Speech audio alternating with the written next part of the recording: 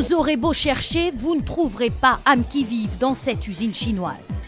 Les travailleurs, ce sont ces rangées de bras articulés qui s'activent. Des robots ouvriers ultra sophistiqués, capables de remplacer les humains dans toutes les tâches ou presque.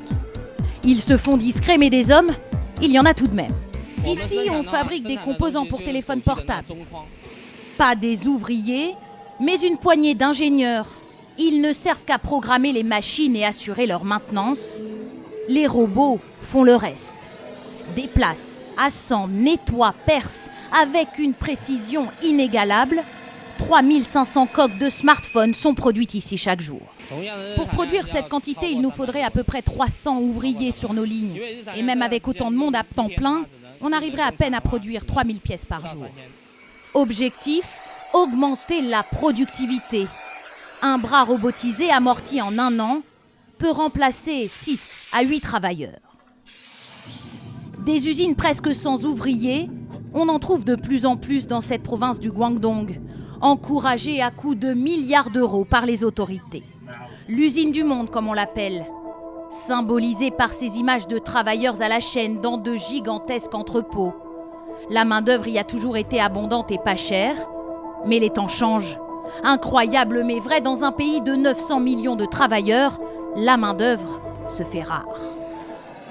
Xiao Lele est à la tête d'une fabrique florissante de robots industriels.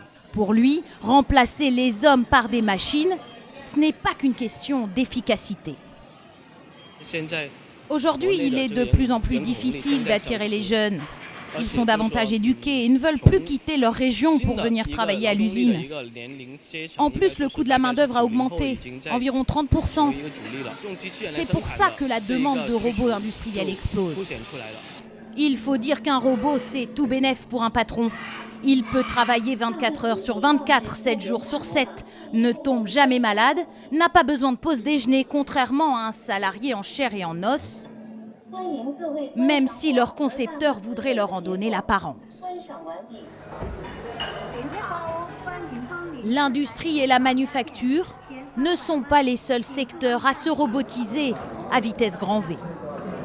Dans le secteur des services, dans l'hôtellerie, la restauration par exemple, la robotisation est en marche. La Chine est en train de rattraper son retard sur ses concurrents, la Corée du Sud, le Japon et même l'Allemagne.